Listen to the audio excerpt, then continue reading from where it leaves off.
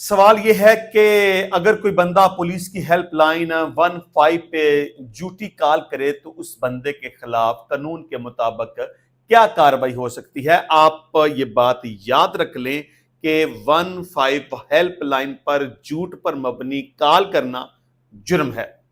नुकसान क्या होगा? आपके नंबर को ब्लॉक कर दिया जाएगा, आपके शनाख्ती कार्ड पर नई सिम जारी नहीं की जाएगी। आपने अगर झूठ पर मबनी कॉल की है तो आपके खिलाफ एक एफआईआर का अंदराज हो जाएगा, जो कि काबिले दस्त अंदाजी पुलिस जुर्म है। पुलिस आपको गिरफ्तार करके जेल के अंदर बंद कर देगी। लिहाजा याद रखें कि जब जरूरी हो, कोई वकुआ आपके साथ हो जाए या आपने कोई वकुआ देखा हो, तब 15 पे कॉल करें।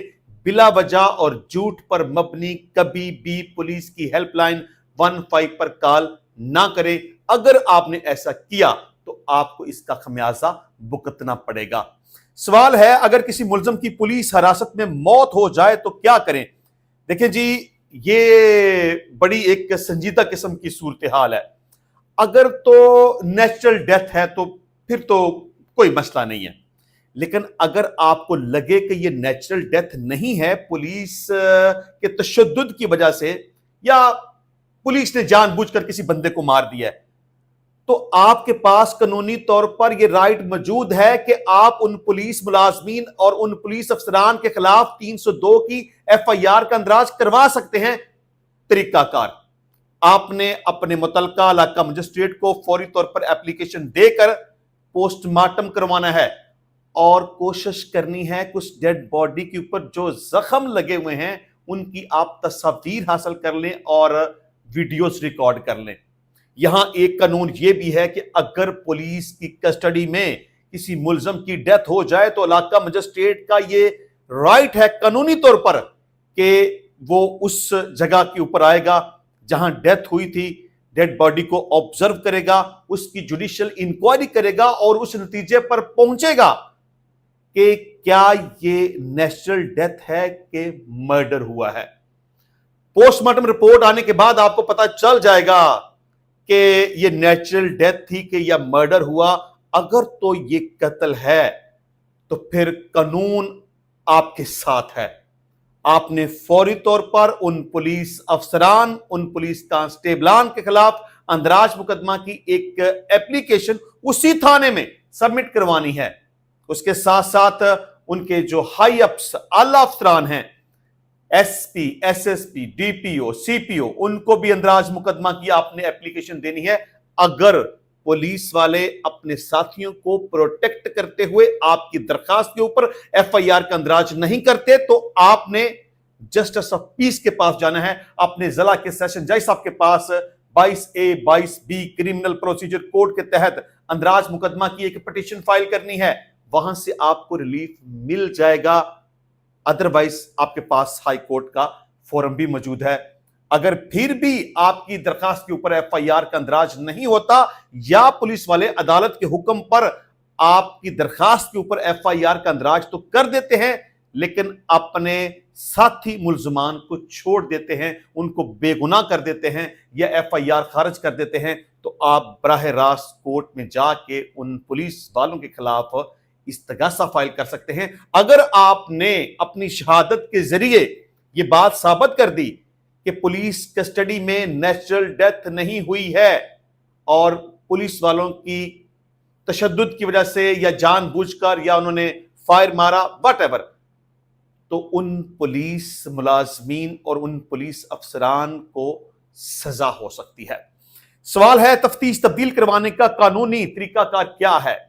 देखें जी, इसके 3-4 मुख्तलिफ तरीके मैं आपको बताता हूं। नंबर 1, अगर आप पुलिस की तफ्तीश से सेटिस्फाइड नहीं है, आप मुद्दई हैं, आप मुलजम हैं, आप समझते हैं कि पुलिस न्यूट्रल नहीं है, पुलिस ने दूसरी जगह से पैसे पकड़ रखे हैं, पुलिस अप्रोच हो चुकी है, कोई सिफारिश हो चुकी है, पुलिस मेरिट के ऊपर इन्वेस्टिगेशन नहीं कर रही, तो कानून आपको इस बात की इजाजत देता है कि आप चेंज ऑफ इन्वेस्टिगेशन में जा सकते हैं। तो सबसे पहले आपने क्या करना है?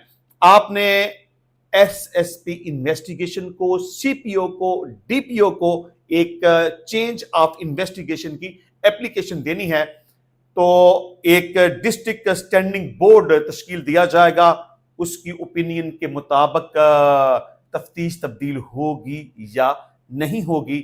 अब दूसरा मरहला ये आएगा कि अगर आप डिस्ट्रिक्ट स्टैंडिंग बोर्ड की ओपिनियन से कन्विंस नहीं हैं, आप सेटिस्फाइड नहीं हैं, उसको नहीं मानते, तो आप क्या करेंगे? आप आरपीओ को एप्लीकेशन देंगे। आरपीओ क्या करेगा? एक रीजनल स्टैंडिंग बोर्ड तश्कील देगा और उसकी ओपिनियन के मुताबिक तफ्तीश तब्दील करेगा या नहीं करेगा।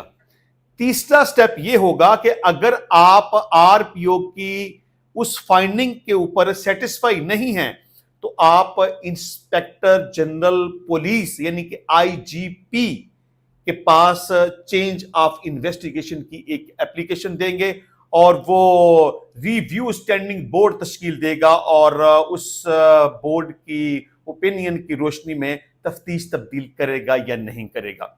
इसके अलावा क्रिमिनल प्रोसीजर कोड के सेक्शन 22A 22B वो ये कहता है कि अगर आप तफ्तीश से मुतमिन नहीं हैं और आप तफ्तीश तब्दील करवाना चाहते हैं तो आप बराह रास्त जस्टिस ऑफ पीस मतलब कि अपने ज़िला के सेशन जज साहब के पास तफ्तीश तब्दीली की एक पटिशन फाइल कर सकते हैं। अगर वहां से भी आप सेटिस्फाइड नहीं हैं तो आप हाई कोर्ट में भी एक पटिशन फाइल कर सकते हैं। सवाल यह है कि अगर पुलिस वाला किसी शहरी से बदतमीजी करे तो क्या करना चाहिए? देखिए जी, अगर पुलिस वाला बदतमीजी करता है, तंग करता है, परेशान करता है, हरासन करता है, गालियां देता है, धमकियां देता है, तो आप उस पुलिस वाले के खिलाफ कानूनी तौर पर कार्रवाई कर सकते हैं। नंबर 1, आप 15 पे कॉल करके कंप्लेन कर सकते हैं।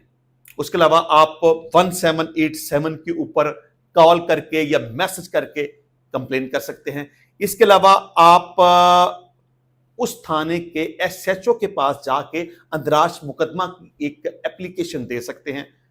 पुलिस के जो हाई रैंक्स हैं, एसपी, सीपीओ, डीपीओ, उनके पास आप अंतर्राज मुकदमा की एप्लीकेशन दे सकते हैं। अगर आपकी किसी जगह पे सुनवाई ना हो तो आप जस्टिस ऑफ पीस के पास अंतर्राज मुकदमा की एक पटिशन फाइल कर सकते हैं।